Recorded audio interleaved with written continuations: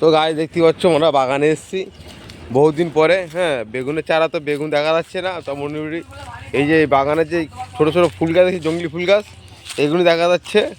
হ্যাঁ, কিন্তু আমরা যে এসেছিলাম একটা কারণে, সেটা হচ্ছে এসেছিলাম আমরা কুল খেতে, সেটাই ভুলে গিয়েছিলাম বলতে। তা হঠাৎ করে মনে পড়ে গেল, তাই বলে দিচ্ছি। আমি তো আজকে রমজান মাস, রোজায় আছি, কুল তো খেতে পারবো না। সাথে কিছু বান্দা এসছে আমার সাথে, মানে কিছু সাওয়ারি এসছে, ফ্রেন্ড এসছে, তারা মানে কুলগুলো খাওয়া দাওয়া করছে। আমি সেটাই দেখছি। হ্যাঁ, সেটাই করা হচ্ছে এখন বর্তমানে, মানে খাওয়া দাওয়া চলছে আর সাথে ভিডিও হচ্ছে। কিন্তু আমি তো রোজায় আছি, আমি খেতে পারবো না আজকে। আর সাথে আমার সাথে আর একজন আছে রোজায়, তারাও মোটামুটি রোজা করছে, কিন্তু কিছু কিছু বান্দা আছে তারা রোজা করছে রাখো, তারা শুধু দেখছে যে কি হবে আর আগামী কি হতে চায়। দেখ আমরা হচ্ছি, মানে ভিডিও হচ্ছে বুঝতে পারছো, তবে কুল পাড়া হচ্ছে আর কুল খাওয়াও চলছে। এই তো কুল দেখো পেকে গেছে গাছে অটোমেটিক। কেমন স্বাদ লাগছে তোমাকে বলো, কেমন কেমন স্বাদ লাগছে কুলটা খাচ্ছ? হ্যাঁ, সেই স্বাদ বলছে। যাক যাক, আমরা রোজা করছি কিন্তু স্বাদ গ্রহণ করতে হচ্ছে না। হ্যাঁ, বুঝতে পারছি, কিন্তু কুল পেকে গেছে সব, বুঝতে পারছি প্রচুর কুল আছে।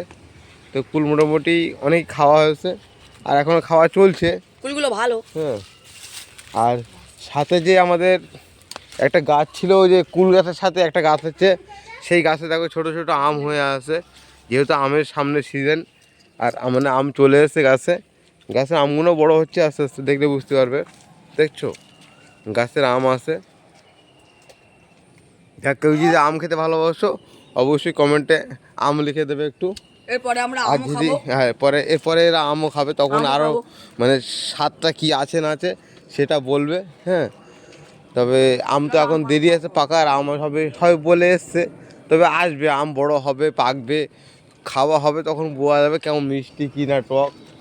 হ্যাঁ, সেটাই এখন এখন খেলে বুঝতে পারবে না তুমি, এখন ছোট তো, এখন ছোট, তেতো লাগবে, টক লাগবে, হয়তো হাত দিলে বড় হয়ে যাবে। আচ্ছা, আমি বলছি হাত দিলে বড় হয়ে যাবে।